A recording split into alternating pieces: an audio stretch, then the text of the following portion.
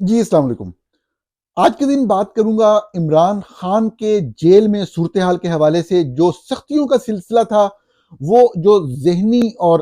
تشدد پہنچانے کا اور ان کو توڑنے کا جو سلسلہ تھا، اس کی جو بھی پولیٹیکل اس کے پیچھے ڈیزائنز یا مقاصد تھے، وہ بہت ہی تکلیف دہ ایک مرحلے میں داخل ہو گیا ہے۔ یہ چیز رکتی دکھائی نہیں دے رہی۔ آگے کیا کیا ڈیولپمنٹس ہو سکتی ہیں، جیل سے کیا خبریں ہیں اور عدالت سے آج اس حوالے سے کیا خبریں تھی، اس موضوع پہ میں آج بات کروں گا۔ لیکن اس سے پہلے آج کے دن کی ایک اہم خبر، اس پہ کچھ پوائنٹس آپ کے ساتھ شیئر کرنے ہیں، اور یہ خبر ہے پی آئی اے کی نجکاری کے حوالے سے۔ ناظرین، آپ جانتے ہیں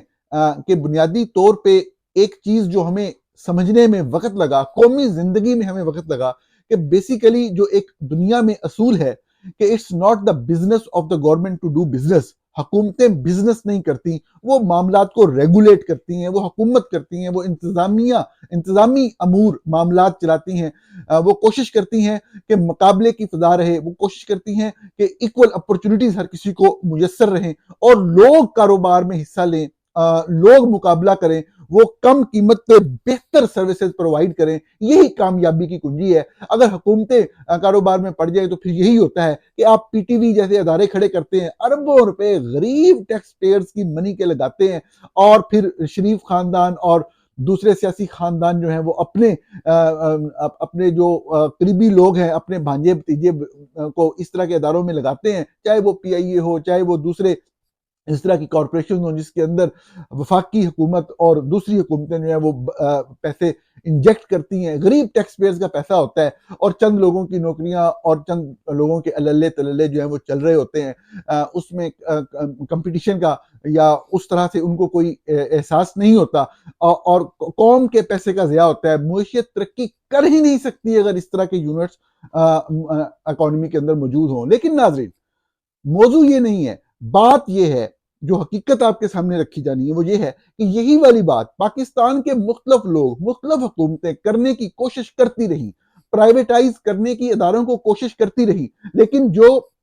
فوج کا ادارہ تھا، جو اسٹیبلشمنٹ تھی، وہ ان اداروں پہ اپنا قبضہ برقرار رکھنے، تاکہ ان کا بھی ایک خاص شیئر ہوتا تھا اپنے لوگوں کو بیچ میں لگانے کا اور کنٹرول قائم رکھنے کا۔ اسٹریٹجیکل ایسٹس کر کے کوئی لفظ استعمال ہوتا ہے، اس کا مطلب آپ بھی سمجھنے کی کوشش کیجئے گا اس کا مطلب کیا ہے۔ تو یہ گھٹیا لوگ، معذرت کے ساتھ، یہ پاکستان کے جو دشمن ہیں ان کے لیے یہی لفظ استعمال کیا جا سکتا ہے۔ یہ مسلسل پوری تاریخ ہے 3 دہائیوں کی کہ وہ پرائیویٹائزیشن کی ان اداروں کے رستے میں روڑے اٹکاتے رہے۔ جب بھی کوئی پرائیویٹائزیشن کا مرحلہ کسی اچھے انداز سے، کسی بڑی قیمت کے ساتھ کسی پرائیویٹ ادارے کو جانے لگتا،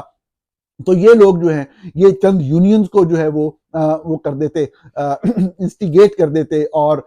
دوسری طرف جا کے جو ہے وہ میڈیا کے اندر پلانٹڈ لوگوں کے ذریعے اس طرح کا جھوٹا پروپیگنڈا گھڑتے کہ کبھی بھی انہوں نے اس پروسیس کو مکمل ہی نہیں ہونے دیا۔ آج کا دن وہاں آ گیا کہ آپ اس بات کو اگر ایک عام آدمی سمجھنا چاہے، کہ اگر آپ میں سے کوئی شخص پنجاب کے کسی شہر میں رہتا ہے، خیبر پختونخوا کے کسی شہر میں رہتا ہے، اور کسی کام سے کراچی جانا ہے، تو آپ بس میں یا ٹرین میں ذلیل ہوتے 2 دن پہنچتے ہیں، اور آپ 3-4 ہزار کا خرچ کرتے ہیں۔ ایک شخص جو دوسری سائڈ پہ جو تھوڑے سے پیسے افورڈ کر سکتا ہے، وہ کراچی کا ایئر ٹکٹ کرواتا ہے، اس کا ایکسپینس جتنے پیسے وہ دیتا ہے اس کا ڈبل ہوتا ہے۔ جو اوورآل اگر آپ پوری پی آئی اے کی جو ایڈمنسٹریشن ہے، اس کے اخراجات جو آخر میں آ کے بجٹ میں قوم کو پڑتے ہیں، اس کا ایکسپینس ڈبل آ رہا ہوتا ہے، لیکن وہ کم پیسوں میں، ہاف پیسوں میں اس کے جو ٹکٹ کے پیسے صاف ظاہر ہے کہ پھر دوسروں سے کمپیٹ کرنے کے لیے پی آئی اے بھی تھوڑا سا مناسب کرایہ رکھتی ہے، تو وہ معمولی رقم پے کر کے جا رہا ہوتا ہے، اور اس کا کرایہ عام لوگ دے رہے ہوتے ہیں۔ اب یہ امیر لوگ صرف نہیں فائدہ اٹھاتے، صاف ظاہر ہے مڈل کلاس کے لوگ بھی افورڈ کر سکتے ہیں، وہ ٹریول کرتے ہیں بائی ایئر، لیکن ان کی ٹکٹ کا پیسہ عام غریب آدمی، وہ جو کھیت میں کام کر رہا ہے، وہ جو اینٹیں اٹھا کے مکان بنوانے میں ہیلپ کر رہا ہے، وہ جب صابن بھی لیتا ہے تو اس کے اوپر بھی ٹیکس دیتا ہے، اور وہ پیسہ پی آئی اے کی ٹکٹ کے لیے پے کر رہا ہوتا ہے، جو ایک اس سے تھوڑی سی بہتر کلاس کا بندہ بھی جہاز کے اوپر سفر کر رہا ہے۔ یہ ظلم کا ایک ایسا نظام ہے کہ اس سے نکلنا ہی آپ کو ناممکن اور مشکل نظر آتا ہے۔ وجہ صرف فوج کی انتظامی معاملات میں مداخلت، فوج کی، آئی ایس آئی کی سیاست کے اندر مداخلت، جس نے کبھی بھی یہ والا جو مرحلہ تھا ہماری قومی زندگی کا کہ ہم اس طرح کے جو سفید ہاتھی ہیں ان کی نجکاری کر کے ان سے جان چھڑوائیں، وہ مکمل نہ ہو سکا۔ آج کے دن ایک اپنے فوجی جرنیلوں کے اپنا ایک فرنٹ ہے، قبضے کی زمین پہ ایک ہاؤسنگ سوسائٹی کے حوالے سے انہوں نے بڈ دی ہوئی تھی پی آئی اے خریدنے کی، 85 ارب روپیہ ایکسپیکٹ کر رہے تھے۔ ویسے آپ کو بتاؤں کہ ایک ایک جو پراپرٹی ہے پی آئی اے کی وہ 5-5 10-10 ارب کی ہے، تو پوری پی آئی اے بیچنے کے لیے جو ایک واحد فرم کوالیفائی کی جرنیلوں کی فرنٹ کمپنی جو تھی وہ اس نے 10 ارب کی جو ہے وہ ٹوٹل اس کی ویلیو لگائی پی آئی اے کی، اور جب ان کو بڑھانے کے لیے کہا گیا تو انہوں نے اس سے بڑھانے سے بھی انکار کر دیا۔ اب یہ وقت آ گیا، اگر یہی جرنیل جن کو سمجھ نہیں ہے اکانومی کی، معیشت کی، ان چیزوں کی، جن کو سیاست کی سمجھ نہیں، اگر جو کام آئین پاکستان نے ان کے ذمہ لگایا ہے اگر یہ پوری توجہ اسی طرف رکھتے تو یہ پی ٹی وی جیسے ادارے، پی آئی اے جیسے ادارے، ہم ان اداروں سے کب سے چھٹکارا پا چکے ہوتے، اور یہ جو لوگ اسٹریٹجیکل ایسٹ کا لفظ استعمال کرتے ہیں ان لوگوں سے ہم چھٹکارا پا چکے ہوتے جو کہ غریب عام لوگوں کے ٹیکس پیئرز کے پیسے جو ہیں وہ اس طریقے سے لٹانے پہ یقین رکھتے ہیں۔ ہم نے دیکھا کہ جب سے یہ حکومت آئی ہے کس طریقے سے جو عام غریب آدمی کا پیسہ ہے کس طرح جو طاقتور لوگ ہیں، جو پاورفل لوگ ہیں، ان کی آسائشوں کے لیے خرچ کیا جا رہا ہے۔ میں نے آپ کو مثال دی پچھلے دنوں میں احد خان چیمہ جو کہ وفاقی کابینہ کے رکن ہیں، کس طریقے سے ان کے گاؤں کے اندر جو ہے صرف چند لوگوں کی زمین کو ایک سیفٹی میئر جو ہے فراہم کرنے کے لیے، جو کہ پوری اس بیلٹ میں ہر زمین کو ضرورت ہے، اس ایک خاص شخص کے لیے جو ہے وہ تقریباً 1 ارب روپیہ 100 ارب روپیہ میڈم میرٹ کی حکومت نے جو ہے وہ اس کے قریب رقم جو ہے وہ جاری کی۔ تو یہ اتنی افسوسناک صورتحال ہے ٹیکس پیئر منی کے ضیاع کی، استعمال کی، جس کے اندر ہمارے جو فوجیوں کے ٹاؤٹ سیاستدان ہیں وہ بھی برابر کے شامل ہیں۔ فوج اسی طریقے سے اس سارے معاملے کی ذمہ دار ہے، اور آج ہم نے پی آئی اے کا بھی تماشا لگتے ہوئے دیکھ لیا کہ کوئی 10 ارب روپے میں، یعنی کہ اس کے ایک ایک اثاثے کی قیمت اتنی ہے، وہ پوری چیز جو ہے وہ 10 ارب میں کوئی خریدنے کو تیار نہیں ہے۔ اور بائی دا وے کسی دوست نے یہ لکھا، میں نے وہ اس کا ڈاکومنٹ دیکھا، مجھے اس کے اوپر مزید کام کرنے کی ضرورت ہے۔ کسی دوست نے یہ بتایا کہ جی وہ بیسیکلی جو اس کی لائبلٹیز ہیں، یعنی جو قرضے ہیں، وہ ایک اور کمپنی کے نام پہ ٹرانسفر کر کے وہ کمپنی علیحدہ کیے جانے کا پلان تھا جرنیلوں کے لیے، اور وہ جو قرضے تھے وہ پھر بھی قوم نے ہی ادا کرنے تھے الٹیمیٹلی۔ بنیادی طور پہ پلان یہی ہے کہ یہ سب کچھ کھل کے سامنے آ گیا تھا، اور یہ اس سے بھی بہتر کنڈیشن میں جرنیلوں کی ہی کسی فرنٹ کمپنی کو دیا جائے گا۔ جو ماضی میں معاملات ہوتے رہے ہیں اور جو چند خبریں آ رہی ہیں جو تصدیق شدہ نہیں ہیں، میں اس لیے تفصیل سے بیان نہیں کر رہا، لیکن دیے جانے کا پلان جنرل آصف منیر کے قریبی لوگوں کو ہی ہے۔ ایک فارمولہ ابھی تک فائنل نہیں ہوا، بہت جلد ہو جائے گا، اور اسی سمت میں ہم معاملات کو جاتے دیکھیں گے۔ ناظرین، بہت ہی خطرناک صورتحال پیدا ہو رہی ہے۔ سیاسی طور پہ جو وکٹمائزیشن کی جاتی ہے مخالف سیاسی جماعتوں کی یا مخالف سیاسی جماعت کے لوگوں کی، یہ ماضی میں بھی واقعات ہوتے رہے ہیں، لیکن کوئی لیمیٹیشنز، کوئی اصول و قواعد ہوتے تھے۔ آپ نے دیکھا ہوگا کہ وہ بڑا ایک تقریر مشہور ہوئی عمران خان کی کہ جب وزیر اعظم کے طور پہ امریکہ میں آئے تو یہاں پہ کیپٹل ارینا میں تقریر کرتے ہوئے انہوں نے کوئی بات اس طرح کی کر دی کہ جی میں ابھی جا کے نواز شریف کے وہاں سے اے سی اترواؤں گا۔ اس بات کو لے کے عمران صاحب بھی ماشاءاللہ بڑے باشعور آدمی ہیں کہ انہوں نے پتہ نہیں کس ذہن میں، کس خیال میں یہ بات کر دی۔ نہ انہوں نے کرنا تھا، نہ انہوں نے قید کیا تھا، نہ انہوں نے رہا کرنا تھا، نہ ان کا کسی معاملے سے تعلق تھا، خام خواہ وہ ایک سیاسی الزام اپنے اوپر لگوا کر چلے گئے۔ حقیقت یہ ہے کہ وہ اے سی کبھی نہیں اترا تھا، پورا وی آئی پی ماحول نواز شریف کو جو ہے وہ میسر تھا جب وہ جیل کے اندر تھے، اور مسلسل گھروں سے کھابے آ رہے ہیں، کھانے آ رہے ہیں، سب کچھ آ رہا ہے، مسلسل فیملیز ملاقات کر رہی ہیں، ہر چیز ہو رہی ہے۔ لیکن صاف ظاہر ہے عمران خان کے بارے میں بھی یہ بات نہیں ہے کہ ان کو کوئی سہولیت دی نہیں گئی پہلے دن سے۔ صاف ظاہر ہے جب پہلے گرفتار کرنا ہی مشکل تھا، پھر گرفتار کر لیا تو اس طرح کی چیزیں جو ہیں اگر وہ کرتے تو ان کے لیے اور مشکل ہوتی، پبلک سے ریزسٹنس آنے کا خطرہ تھا۔ لیکن آہستہ آہستہ یہ ہم نے دیکھنے آیا کہ معاملات خراب ہوتے چلے گئے، اور جب سے نئے D G I S I آئے ہیں تو قیامت آ گئی، مطلب انتہا ہو گئی۔ یعنی کہ اس شخص کو جو کہ ملک کا وزیر اعظم رہا ہے، جس کے اوپر کرپشن کا کوئی ایک کیس آج کے دن تک وہ ثابت نہیں کر سکے، سارے کیسز جو ہیں وہ ٹرائل کے مرحلے کے اوپر ہیں، کوئی ایسا ڈائریکٹ کرپشن کا الزام نہیں ہے، اور آپ دیکھیں کہ اس کو اذیت ناک سزا دی جا رہی ہے۔ ایک چھوٹا سا کمرہ جو کہ آپ دیکھ بھی چکے ہیں، خود حکومت نے تصویریں جاری کی، اس ڈربے کے اندر بند کیا گیا اور باہر آنے کی اجازت ہی نہیں دی جاتی۔ بات یہاں تک پہنچی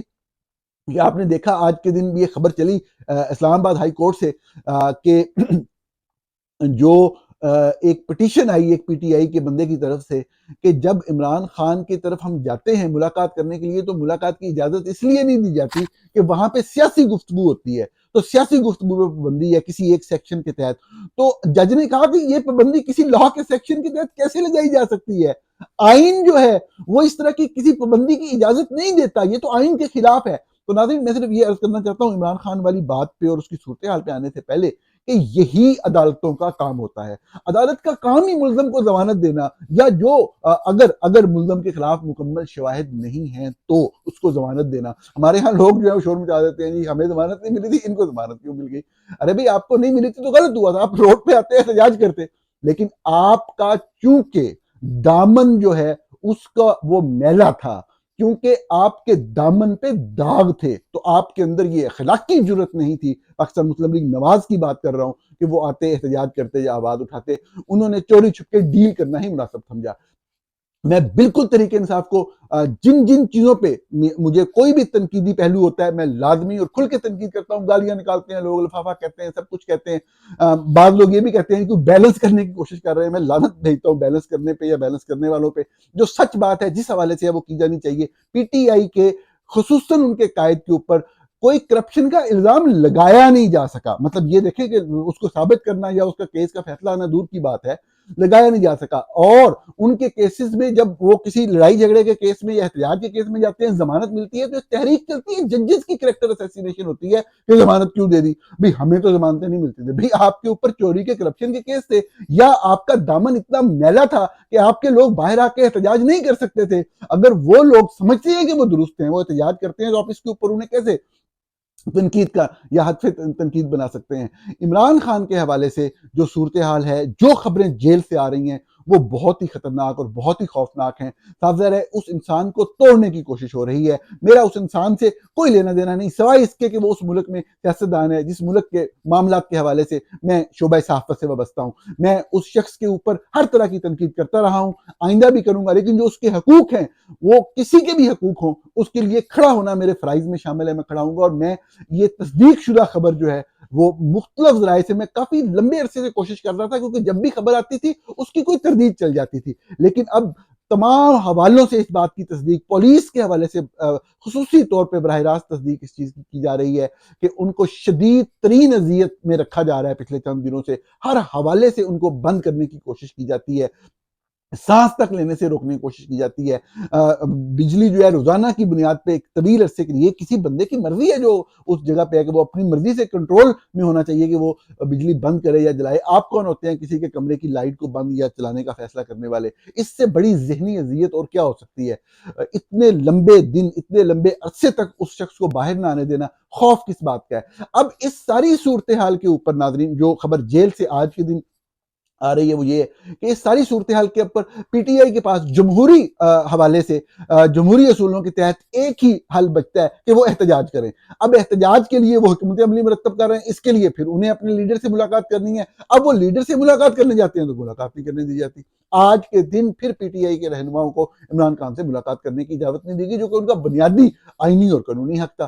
تو یقینی طور پہ اس ساری صورتحال کے اندر اس کے علاوہ اور کوئی چارہ نہیں کہ کوئی بھی شخص، بات عمران خان کی نہیں ہو رہی، کوئی بھی شہری ہو، اگر اس کے بارے میں پتہ چل جائے کہ اس کو ناجائز صرف اپنی طاقت کے گھمنڈ اور طاقت کے نشے میں، صرف اس ضد میں کہ اس بندے کو اندر رکھنے کی کوشش کی جائے، تو یہ چیز غلط ہوگی اور اس کے لیے پوری قوم کو کھڑا ہونا چاہیے۔ یہاں پہ تو ایک شخص سیاستدان ہے، سابق وزیر اعظم ہے، ایک پولیٹیکل پارٹی کا سربراہ ہے اور پاکستان کی سب سے مقبول سیاسی جماعت کا سربراہ ہے، وہی پولیٹیکل پارٹی جس نے اسی حالیہ الیکشن کے اندر سب سے زیادہ ووٹ لیے، وہ تمام سیٹیں پنجاب سے جیتے۔ بعد میں نتائج جس طرح بھی تبدیل کیے گئے وہ الگ کہانی ہے، لیکن ان تمام باتوں کو ایک سائڈ پہ بھی رکھ دیں تو آپ بغیر کسی کیس سے کسی شخص کو اس طریقے سے ضمانت دینے کے حق سے کیسے انکار کر سکتے ہیں؟ کیسے ایک شخص کو مسلسل جیل میں رکھ کے اس کو نشان عبرت بنانے کی کوشش کر سکتے ہیں؟ میرے خیال میں بات حد سے بڑھ چکی ہے، اور یقینی طور پہ اس چیز کے لیے جب تک معاملہ جو ہے وہ جو طاقت کا استعمال کر رہے ہیں ان کے ساتھ اگر آئینی ہاتھوں سے نہیں نپٹا جائے گا تو وہ کبھی بھی ایک جیتے جاگتے انسان کو، ایک پاکستانی کو اس طرح سیسک کے مرنے پہ مجبور کر رہے ہیں، جو کہ بہت ہی خوفناک صورتحال ہے، بہت ہی خطرناک بات ہے، یقینی طور پہ اس کو روکا جانا چاہیے۔ دیکھتے ہیں آنے والے دنوں میں معاملات کس طرف چلتے ہیں۔ احتجاج کی اسٹریٹجی جو ہے پی ٹی آئی کی طرف سے ایک دو دن میں سامنے آنے والی ہے۔ ہونا تو یہ چاہیے کہ اگر کوئی ملک کے مفاد میں سوچے تو ضد اور انا سے باہر نکلے، اور یہ جو کم از کم جس میں سیاسی طور پہ کوئی بھی قانونی طور پہ کوئی بھی قدغن نہیں ہے، وہ اصولی طور پہ تو جن لوگوں کے خلاف کیسز اثر ہیں ان کو اندر ہونا چاہیے، لیکن چلے وہ جو بھی اب صورتحال ہے وہ جب بھی انصاف ہوگا، تو جو کیسز ہیں ہی نہیں وہاں پہ ان معاملات کو ملک کو بجائے احتجاج اور اس چیز میں دھکیلنے کی بجائے جو ہے وہ اس چیز سے باہر آنا چاہیے، اور یقینی طور پہ انتخابات، شفاف انتخابات کا انعقاد بھی ہونا چاہیے۔ اب دیکھتے ہیں معاملات کس طرف چلتے ہیں، آنے والے دنوں میں احتجاج کی اسٹریٹجی اگلے چند گھنٹوں میں ہمارے سامنے ہوگی اور اس کے اوپر ہم بات کریں گے۔ بہت شکریہ۔